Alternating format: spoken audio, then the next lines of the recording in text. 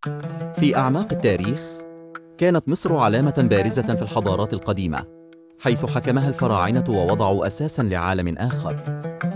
كانت الحياة تحت حكمهم تسخر بالتقدم والابتكار، كما لو كان نيلهم يروي عطش الإبداع. في أحد القصور الملكية في طيبة، جلس الفرعون على عرشه، بشعره الداكن وبشرته الفاتحة، متناغماً مع الشمس الذهبية التي كانت ترسل أشعتها من نافذة عالية. كانت ثقافته تتناغم مع حكمه العادل والمهيب، مستخدماً حكمة الآلهة ورؤى الكهنة. إلى جانب الفرعون، كان هناك مستشار عاقل يدعى حوريمب، الذي كان يتميز بخفة دمه وسرعة بديهته. لديه القدرة على قراءة النجوم والتنبؤ بالمستقبل.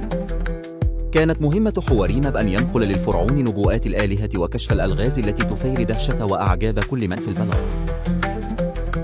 أما في الأحياء الأخرى في طيبة، كان الناس يمارسون حياتهم اليومية بطريقة إنسانية ومفعمة بالنشاط. كان هناك مزارعون في الحقول يعملون بجهد تحت أشعة الشمس الساطعة، يتبادلون الضحكات والنكات بينما كانوا يحصدون القمح والشعير.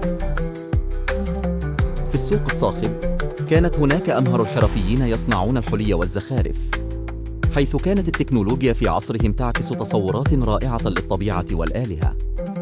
كان التجار يتفاوضون بحماسة وعزم، يتبادلون البضائع والقصص من أنحاء مصر المختلفة.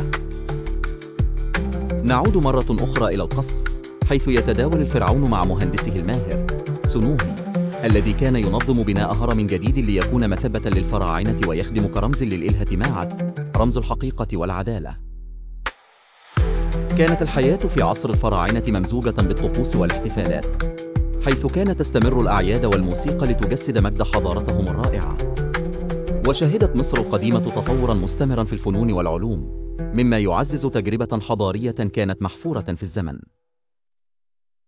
ومن خلال هذه الشخصيات المتناغمة والعالم الذي بنوه، تميزت حياة الفراعنة بروح التضامن والإبداع. كان التاريخ يشهد على مرور حضارة عظيمة تركت أوتارها تستمر عبر الأزمنة وجعلت العالم يشهد بعبقريتهم.